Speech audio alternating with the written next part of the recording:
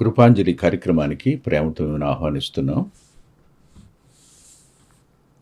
గత సంవత్సరాలన్నింటిలో ప్రభు కాచి సంరక్షించి 11వ నెలలోనికి మనల్ని తీసుకుని వచ్చారు. ఆయన 11వ నెలలో రెండవసారి కలుసుకోవడం మనం. ఈసారి నేను హృదయపూర్వకంగా మీ అందరికీ వందనాలు తెలియజేస్తూ వాంగ్మయాన్ని గురించి కొన్ని మాటలు చెప్పాలనుకుంటున్నాను. మొదటిగా అంతియోక్ చర్చ్ పబ్లికేషన్లో దరిదాపు 32 పుస్తకాలు ఇప్పటికి ప్రింట్ అయ్యాయి. 29 అందుబాటులో ఉన్నాయి. ఈసారి 5 పుస్తకాలు ప్రింట్ చేయాలని ఆలోచించాం, కానీ సాధ్యం కాలేదు. సమయాభావం వల్ల, అంతేకాకుండా పని ఒత్తిడి, వీటన్నిటిని బట్టి ఇక మానసికమైన పరిస్థితులు ఇప్పుడు ఉండేవి కదా, పోరాటాలు. జ్ఞాపకం చేసుకోండి, పుస్తక రచన ప్రారంభించిన దగ్గర నుంచి విపరీతమైన దాడి ఎదుర్కొంటూ ఉంటాను. నా కోసం వ్యక్తిగత మీ ప్రార్థనలో గుర్తు చేసుకోండి. దీనబంధు గారి జీవితం రాయడం జరిగింది, అది పబ్లిష్ అయింది. అదే రీతిగా తక్కువ నిడివి కలిగిన వ్యక్తుల యొక్క జీవితాలతో పాటు ఒకరిద్దరు కొంచెం ఎక్కువ నిడివి కలిగిన వ్యక్తిత్వాలు, మొత్తం 33 మందిని తీసుకుని వారి వ్యక్తిత్వాలు రాయటం జరిగింది.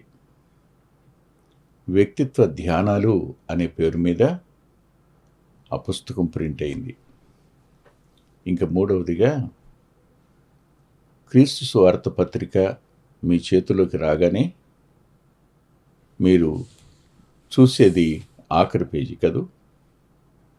చాలామంది ఇదే మాట చెప్తారు, పత్రిక రాగానే మేము బ్యాక్ సైడ్ చూస్తామన్నా ఆత్మీయ పాఠం చదువుతామని. ఈ ఆత్మీయ పాఠాలు 2011 నుంచి పబ్లిష్ అయ్యాయి.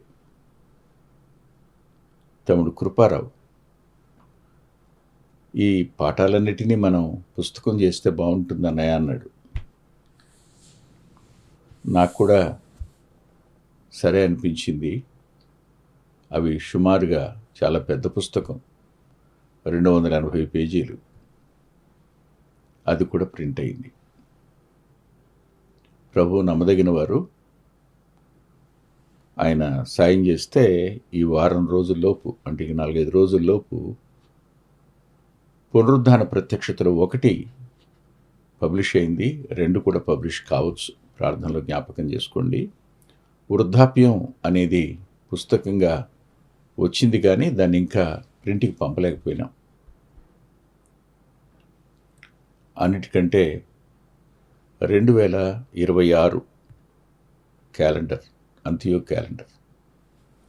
ఆ క్యాలెండర్కు ఉన్న ప్రత్యేకత ఏమిటంటే, అంతకు ముందున్న క్యాలెండర్సు, సంస్థలు చేసిన క్యాలెండర్స్ అన్నిటికంటే తమ్ముడు వరప్రసాద్ ఒక కొత్త డిజైన్తో దాన్ని ఆరంభించాక అనేక మంది ఆ ఫార్మేట్ని ఫాలో అవుతూ సేమ్ ఇలాగే చేయాలనుకుంటూ చేసుకుంటూ వచ్చారు. కానీ ఈ సంవత్సరం ఒక కొత్త ప్రయోగం జరిగింది. ఇంకోసారి చెప్తాను ప్రయోగం ఏమిటో మీకు. మంచిగా ఉంది క్యాలెండరు, అది కూడా ప్రింట్లో ఉంది. అవసరమైన వారు మీరు ఆనంద్ గారిని సంప్రదించవచ్చు, మీకు ఆయన పంపుతారు. ఇంకా పబ్లిష్ కావాల్సిన పుస్తకాలు ఉన్నాయి, వాటి నిమిత్తం కూడా ప్రేయర్లో జ్ఞాపకం చేసుకోండి. వ్రాయవలసిన వ్యక్తుల జీవితాలు కూడా ఉన్నాయి. ఈ వచ్చేటువంటి పోరాటం దగ్గర వ్రాయకుండా మానేస్తే బాగుంటుందేమో కదా అనిపిస్తుంటుంది అప్పుడప్పుడు, తట్టుకోలేక. అయినా ప్రభు కృప చూపిస్తున్నారు కాబట్టి రాయడానికి తీర్మానం చేసుకున్నాను. బ్రతుకున్నంత వరకు రాయడానికి నా కోసం మీ వ్యక్తిగత ప్రార్థనలు జ్ఞాపకం చేసుకోండి. ఈ దాసుని పరిచర్యను, కుటుంబాన్ని, సేవను, అదే రీతిగా అంత్యోక పరిచర్యని, వాంగ్మయ పరిచర్యని, TVBS సిలబస్సు, దాని కొరకైన 120 పాటలు రికార్డ్ చేయడం జరిగింది. అవన్నీ యూట్యూబ్లో దొరుకుతాయి మీకు. మరో మాట చెప్పాలి, అదేమిటంటే అనేక మంది మీటింగ్స్కి పిలుస్తుంటారు, కానీ సమయం దొరక్క నేను రాలేకపోతున్నానని చెప్తున్నాను. ఇచ్చిన టైం సరిపోదు. మరి నాతో కలిసి పనిచేస్తున్న సేవకులు ఉన్నారు. వీటన్నిటి కారణం చేత ఎక్కడెక్కడి నుంచో మీరు ఫోన్లు చేస్తున్నప్పుడు నేను మీకు ఎస్ అని చెప్పలేకపోవడాన్ని బట్టి క్షమించమని మరోసారి అడుగుతున్నాను. ఇక జీవిత పాఠశాల అనే ఈ శీర్షికలో మనం ఆదికాండం 45వ అధ్యాయం దగ్గరికి వద్దాం. యోసేపు లేని దృశ్యం ఒకటి మీ ముందుకు తీసుకొని రావాలి. ఖచ్చితంగా ఈ దృశ్యం చెప్పకుండా ముందుకు వెళితే జీవిత పాఠశాలలో మనం నేర్చుకోవాల్సిన పాఠాలు నేర్చుకోలేమేమో అనిపిస్తుంటుంది. ఎందుకంటున్నానంటే చూడండి, మీరు 45వ అధ్యాయంలో 26వ వచనం, యోసేపు ఇంకా బ్రతికి ఉండి ఐగుప్తు దేశమంతటిని ఏలుచున్నాడని అతనికి తెలియజేసిరి, అయితే అతడు వారి మాట నమ్మలేదు. ప్రార్థన చేసుకుంది. ప్రేమగల మా ప్రియ తండ్రి, పరిశుద్ధుడైన గొప్ప దేవా, కృపగలిగిన మీ పాదాల సమీపానికి మరోసారి మీ ప్రియ కుమారుడు మా రక్షకుడైన యేసుక్రీస్తు ప్రభువారి పరిశుద్ధ నామంలో దయగలిగిన మీ పాదాల సమీపానికి రావడానికి కృప చూపించారు. రుణస్థులు ఎంతైనా నమ్మదగిన వారు మీరు. మీ కార్యాలు, ఆశ్చర్యాలు అవి మా జ్ఞానానికి అందనివి. చాలినంతటి సహాయం మీరే మాకు అనుగ్రహించి మీ సన్నిధి తోడుగా ఉంచి మా ప్రియులందరినీ జ్ఞాపకం చేసుకుని బలపరచండి. చెల్లి ఇందిర కోసం, బిడ్డల కోసం ప్రార్థన చేస్తున్నాను. సుశేఖర్ గారు లేని లోటును మీరే తీర్చి ఆ స్థానంలో నిలబడి కార్యం చేయమని మీ పాదాలు పట్టుకుని బ్రతిమాలుతున్నాను. నెమ్మది గల స్థలములలో, ఉన్నతమైన స్థలాలలో పాలు ప్రాప్తింపచేసే దేవుడు కదాను, నెమ్మదిని అనుగ్రహించేవాడు కదా భూమి మీద. ఆ కృపను అర్థిస్తూ నీ దాసును మరుగుపరచుమని, ఈ వాక్యం చెప్పుకోవడానికి సాయం చేయమని యేసుక్రీస్తు ప్రభువారి పేరట ప్రార్థిస్తున్నాం తండ్రి. ఆమేన్. ఈ 26వ వచనంలో యోసేపు ఇంకా బ్రతికి ఉన్నాడని, ఇంకా బ్రతికి ఉండి ఐగుప్తును ఏలుతున్నాడన్నమాట యాకోబు నమ్మల. ఈ మాట మీకు ఎలా అనిపించింది? ఒకసారి ఆలోచించండి. ఇన్ని సంవత్సరాలు ఒక భావం, ఒక అభిప్రాయం ఏర్పడిపోయింది. సమాచారం లేదు, ఏమైపోయాడో తెలీదు. రక్తం పూసిన అంగీ మాత్రమే ఉంది, అది కూడా బహుశా క్రూరమృగం చీల్చేసింది అన్నప్పుడు అంగీ కూడా ఘాట్లు పడి చినిగుందేమో, చించారేమో తెలీదు. ఆ తరువాత తన సమాచారం లేదు. తన సొంత పిల్లలే దాచిపెట్టారు మోసం చేసి. అంత మంచి కొడుకు దూరమై 15 సంవత్సరాల కాలం అయిపోయింది. ఈ 15 సంవత్సరాల కాలంలో ఓదార్పు పొందలేకపోయినాడు, ఏడుస్తూనే ఉన్నాడు. ఓదార్పు లేని తండ్రికి, దుఃఖంలో మునిగిపోయిన తండ్రికి అకస్మాత్తుగా వచ్చిన కబురేమిటో తెలుసా? హీజ్ అలైవ్, బ్రతికే ఉన్నాడు. ఇది ఎలా సాధ్యం? మరి రక్తం ఏమిటి? ఏం జవాబు చెప్తారు? ఆలోచించండి. చెప్పడానికి జవాబు ఏముంది? తెల్లబోవడం తప్ప. చెబితే ఎవరు నేరస్తులవుతారు? వర్తమానం తెచ్చిన వారే నేరస్తులవుతారు. చాలాసార్లు ఇదే జరుగుతుంది. కావాలని చేసి, నష్టపరిచి, మోసంలో ఉంచి, చివరికి ఒక రోజున వాళ్ళ నోటి వెంటనే ఆయన సజీవుడనే మాట చెప్పించటం ఆశ్చర్యం. దేవుడు లేడు అనేవాడు దేవుడున్నాడు అని చెప్పడం, ప్రభువుని దేవునిగా అంగీకరించనివాడు ఒకానొక దినాన దేవుడిని అంగీకరించటం, అది ఊరకనే సాధ్యమయ్యే సంగతి కాదు. ఓసారి నేను చదివిన ఒక విషయం మీతో చెప్తాను. యాక్సిడెంట్ అయింది. ఆ యాక్సిడెంట్లో వాళ్ళ కొడుకు చనిపోయినాడు అని కబురు వచ్చింది. శవం గుర్తుపట్టడానికి కూడా లేదు. అదే భర్త మీద ఉన్నాడు కాబట్టి అతన్ని గుడి చుట్టిచ్చారు, తెచ్చి దహనం చేశారు. దహనం చేసిన తర్వాత నేను చదివిన మాట చెప్తున్నాను. ఒక 6 నెలలు దాటాక ఒకరోజు సాయంకాలం వచ్చి ఇంటి ముందు, గుమ్మం ముందు నిలబడి ఉన్నాడు. ఎలా ఉంటుంది చెప్పండి? భ్రమపడ్డారు ఇతనని. కానీ అతను విపరీతమైన దెబ్బలు తగిలి హాస్పిటల్ పాలై మాట కూడా లేని పరిస్థితుల్లోకి వెళ్ళి, అతగాడు అప్పట్లో ఫోన్స్ లేవు, ఏమీ లేవు కదా. తాను వచ్చినప్పుడు వాళ్ళ తల్లిదండ్రుల మనసు ఎలా ఉంటుందో ఊహించండి ఒకసారి. అది చదువుకు నేను అనుకున్నాను, ఇదంత బాగుందో అని. కానీ అంతకంటే శ్రేష్టంగా కోల్పోయిన కొడుకు బ్రతికే ఉన్నాడు అనే మాట. ఆ మాట మాత్రమే కాదు, అతడు ఐగుప్తును ఏలుతున్నాడన్నమాట. లేడు అనుకున్న కొడుకు బతుకున్నాడు. బ్రతికి ఉన్నవాడు అధికారిగా పరిపాలిస్తున్నవాడుగా ఉన్నాడు.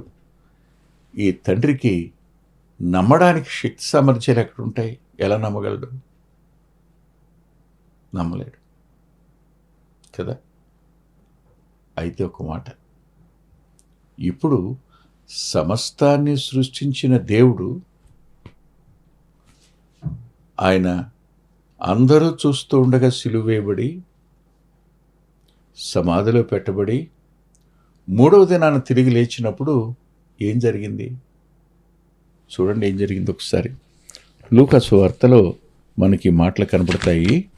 లూకా సువార్త 24వ అధ్యాయం. అందుకనే నేను ఈ దృశ్యం మనం చూడకపోతే మిస్ అవుతామని 24వ అధ్యాయంలో 11వ వచనం చూడండి. అయితే వారి మాటలు వీరి దృష్టికి వెర్రి మాటలుగా కనపండు గనుక వీరి వారి మాటలు నమ్మలేదు. ప్రభు లేచాడు అని చెప్పిన మాట, ఆయన సజీవుడని చెప్పిన మాట వెర్రి మాటలు కనపడ్డాయి గనుక నమ్మల. ఆ రోజైనా ఈ రోజైనా ఆయన సజీవుడు అనే మాట నమ్మడానికి అనేక మందికి సాధ్యం కాదు.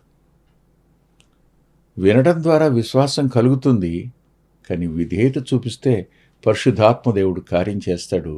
మీరు ఆ విశ్వాసాన్ని స్వీకరించగలుగుతారు, ఆయన నుండి వచ్చే మేలును కూడా స్వీకరించగలుగుతారు. నమ్మల. అంతేకాదు, మరో మాట కూడా చెప్తాను నేను. ఎందుకు నమ్మలేదు? రాస్తాడు చూడండి, ఏమని రాస్తాడు. నిశ్చేష్టుడాయను అని. అంటే చేష్టలు ఉడిగిన వాడైపోయాడు, అయోమయం పాలయ్యాడు, ఏమీ ఆలోచించాలి అర్థం కాని వాడైపోయాడు, పాలుపోని పరిస్థితి ఏర్పడింది. నమ్మలేకపోయినాడు, నిశ్చేష్టుడయ్యాడు. ఇదే లూకా సువార్త 24వ అధ్యాయంలో మరో మాట కూడా మనకు కనపడుతుంది చూడండి. 4వ వచనంలో ఇందును గురించి వారికి ఏమీ తోచక ఉండగా ఆయన 3వ దినాన లేస్తానని చెప్పాడు. సమాధి యొక్క ముందున్న రాయి తీయబడింది. వాళ్ళకేం తోచల. అటు తర్వాత శిష్యులు కూడా తోచని వారుగా అయిపోయారు, అయోమయం పాలయ్యారు. భిన్నమైన స్వరాలు వినపడేటప్పుడు ఏ వ్యక్తి అయినా నిశ్చేష్టుడవటం ఖాయం. నిలబడిన వాళ్ళు మేము చూసామని చెప్తున్నారు, కానీ ఇప్పటిదాకా వాళ్ళు తెచ్చి వాళ్ళు పంపించిన సమాచార ప్రకారం తాను ఏర్పరచుకున్న అభిప్రాయం నమ్మడానికి అడ్డంకిగా మారిపోయింది. ఇంకొక మాట కూడా చెప్తాను. ప్రభువుని నమ్ముకున్న వారు సహితం కొన్ని మార్లు ఆయన ఉనికిని గురించి అనుమానం పాలయ్యే అవకాశం కూడా ఉంది. విపరీతమైన శ్రమ గుండా ప్రయాణం చేస్తూ జైల్లో పెట్టబడిన జాన్ బనియన్ తన భార్యతో ఒక మాట అంటాడు. అమ్మాయి, ప్రభు ఉన్నాడా అనే అనుమానం కూడా కలిగే ప్రమాదంలో ఉంది ఇక్కడ అంటాడు. ఉన్నాడా? ఉంటే ఎందుకు ఈ పరిస్థితులను అనుమతించాడు? ఎందుకు ఇంతకాలం మౌనంగా ఉన్నాడు? ఎందుకు ఇంతకాలం పట్టించుకోలేదు? ఇవన్నీ కనపడతాయి. కానీ దూరదేశంలో ఉన్న కొడుకు కనపడకపోవచ్చు, కానీ అతను పంపించిన వర్తమానం అతడు సజీవుడుగా ఉన్నాడని అర్థం కావడం లేదా? ఆయన మనల్ని పోషించడానికి సరఫరా చేస్తున్నటువంటి పోషణ, the providence is the proof for his divinity. ఆయన పోషకత్వం, ఆయన దైవత్వానికి రుజువు. కనిపించకపోవచ్చు, కానీ అది ఆయన ఉన్నాడు, ఆయన దేవుడుగా ఉన్నాడు అనడానికి రుజువు. ఆయన ఏలుతున్నాడు అనే మాట, బ్రతికి ఉన్నాడు అనే ఈ 2 మాటలు ఏ రీతిగా అయితే వాళ్లకు ఆశ్చర్యానికి కారణమయ్యాయో, నేను మరో మాట కూడా మీకు చూపిస్తాను. దయచేసి నాతో పాటు మీరు రండి. సువార్తల్లోనే మనం చూద్దాం. దయచేసి మత్తయి సువార్త 28వ అధ్యాయం 18వ వచనం. పరలోకమందును భూమి మీదను నాకు సర్వాధికారం ఇవ్వబడినది. ఆయన సజీవుడుగా ఉన్నాడు, సర్వాధికారం ఆయనకుంది. ఇక్కడ నన్ను ఒక మాట చెప్పనివ్వండి. సర్వాధికారం నాకు ఇవ్వబడింది అన్న మాట వద్ద ఆయన తండ్రిని ఘనపరచటం కనపడుతుంది. మర్చిపోకండి.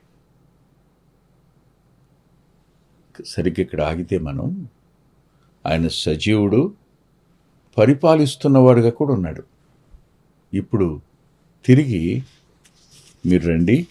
ఈ 45వ అధ్యాయంలో మరో మాట కనపడింది. 27వ వచనం. అప్పుడు వారు యోసేపు తనతో చెప్పిన మాటలన్నిటినీ అతనితో చెప్పిరి. ఎవరితో ప్రభు మాట్లాడారో వారు తిరిగి వచ్చారు. ఆయన మగ్దలేనతో మాట్లాడారు. ఆ తర్వాత ఎమ్మాయు మార్గంలో వెళ్ళిన 2 శిష్యులతో మాట్లాడారు. వాళ్ళందరూ వచ్చి చెప్పారు, కానీ నమ్మడానికి వాళ్ళకి ఎలా కదూ? అవును, అంటే ప్రభు చెప్పిన మాటలు తీసుకొచ్చి చెప్పినా నమ్మలేని పరిస్థితి ఏర్పడుతుంది. సరిగ్గా అప్పుడు ఒక విషయం చూడండి. అంతటా తన్ను ఎక్కించుకుని పోవుటకు యోసేపు పంపిన బండ్లు చూచినప్పుడు వారి తండ్రి అయిన యాకోబు ప్రాణము తెప్పరిల్లెను. ఎంత గొప్ప మాట! తన కొడుకు తన కోసం పంపించిన బళ్ళను చూశాడు. యాక్చువల్గా దాని మూల భాషలో చారియట్స్ అనే పదం, అంటే రథాలు అని. మామూలుగా సరుకు కోసం పంపించిన బండ్లు వేరు, తండ్రి కోసం పంపించిన ఆ బండి వేరు. నేను ఇలా అనుకుంటాను, నా ఊహ ఇది. ఆ రథానికి ఫరో యొక్క పతాకం ఎగురుతూ ఉంటుంది కదా, రెపరెపలాడుతున్న ఆ పతాకాన్ని చూడగానే అవును, ఇది ఐగుప్తే, ఐగుప్తు అధికారానికి చిహ్నమైనటువంటి బండి అది, దాని ముందున్న పతాకాలు, దానికి పూంచినటువంటి గుర్రాలు, అవన్నీ చూడగానే రైట్, వాస్తవం ఇది అని. పునరుద్ధానుడైన ప్రభు ఆయన లేఖనం ద్వారా మాట్లాడడం కంటే ఇంకేం రుజువు కావాలి? ఆయన మన వ్యక్తిగత జీవితాన్ని ఎరిగినవాడుగా మన గురించి ఆయన మాట్లాడుతున్నప్పుడు కాదనగలమా? మన కనుల ముందు ఆయన పంపించినటువంటి సమాచారం కానీ, ఆయన చూపిస్తున్న రుజువు, సమాధులకు వెళ్ళగానే కనపడిన ఆ తల వద్ద కాళ్ళ వద్ద ఉన్నటువంటి ఆ వస్త్రాలు, మడత పెట్టబడి ప్రక్కనే ఉంచబడిన రుమాలు, ఇవన్నీ ఆయన బ్రతికి ఉండడానికి అన్నాడు అన్న రుజువు కదా. యాకోబు ప్రాణం అయితే రివైవ్డ్, ఉజ్జీవించబడింది, లేకపోతే తెప్పరిల్లింది అనే పదం ఉంది. కానీ ఇంకా అనేక మంది అపరాధాల చేత పాపాల చేత చచ్చిన వారుగానే ఉన్నారు, కానీ మళ్ళా జీవం పొందిన వాళ్ళుగా లేరు. ఈరోజైనా ఆయన్ని మీ జీవితంలోనికి ఆహ్వానించండి. ఆయన క్షమించడానికి సిద్ధ మనసు కలిగిన వాడు, అంగీకరించడానికి ఆయన ఇష్టపడుతున్నాడు. తలలో ఉంచండి. ప్రేమగల మా ప్రియ తండ్రి, పరిశుద్ధుడు అయిన గొప్ప దేవ, చాలినంతటి మీ కృప కొరకు కృతజ్ఞత చెల్లిస్తున్నాం.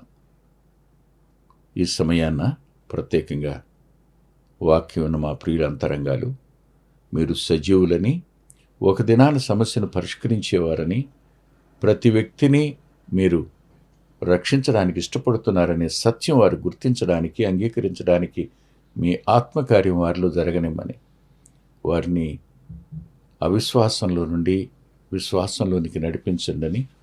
యేసుక్రీస్తు ప్రభు వారి పేరిట ప్రార్థిస్తున్నాం తండ్రి, ఆమేన్. ప్రభు చిత్తమైతే వచ్చే వారం కలుసుకుందాం. అద్భుతమైన పుస్తకాలు అందుబాటులో ఉన్నాయి. అందులో అంత్యోక్ మినిస్ట్రీస్ నుంచి ప్రచురితమైన మీ ఆత్మీయ క్షేమానికి మేలు కలుగు చేసే పుస్తకాలు, మీ ఆత్మలను దేవుని కొరకై ఉజ్జీవింపచేసే పుస్తకాలు, ప్రభువులాగా జీవించడానికి ప్రేరేపించే పుస్తకాలను దైవాత్మ సహాయంతో రాయటం జరిగింది. పిల్లల కొరకై చిత్రీకరించబడిన 5 DVDలు అందుబాటులో ఉన్నాయి.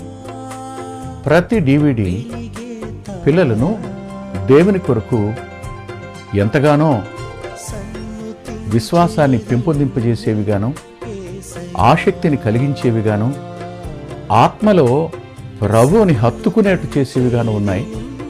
ఈ మధ్యన వెలువడినటువంటి ఆ DVD సాధనం, అది మీ పిల్లలకు ఎంతైనా మేలు చేస్తుంది. ఆ పాటలను మీరు చూస్తున్నారు, వాటన్నిటినీ మీరు పొంది ఆత్మీయంగా మేలు పొందాలని ఒక దైవ సేవకునిగా మీకు మనవి చేస్తున్నాను. 6వ పిల్లల DVD సమయం అందుబాటులో ఉంది. 5 చూసిన వారు 6వది కూడా మీ పిల్లలకు చూపించి మీరు చూచి అంతరంగంలో దేవుని స్తుతిస్తారని నమ్ముతున్నాను.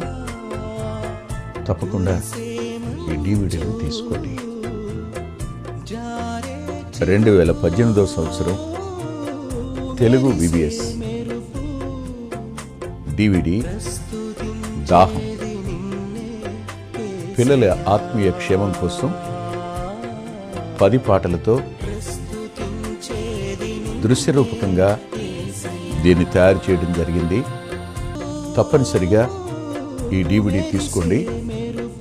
పిల్లలకు వీటిని పరిచయం చేయండి. ఈ పాటలు మీ పిల్లలకు నేర్పండి. మీ సండే స్కూల్లో ఈ పాటలు నేర్పడం మర్చిపోకండి. నూతనంగా వచ్చిన పిల్లల DVD ఐక్యత అనే టైటిల్ పెడదామనుకున్నాం, కానీ కలిసి ఉందాం అనేటువంటి టైటిల్ని పెట్టడం జరిగింది. కలిసి ఉందాం, అది పిల్లలకు ఎంతో ప్రయోజనకరమైన DVD. దానిని మీరు పొంది మీ పిల్లల ఆత్మీయ క్షేమాన్ని ఖచ్చితంగా చూస్తారని నేను నమ్ముతున్నాను. ఆ డివిడిని మీరు సంప్రదించి పొందవచ్చు.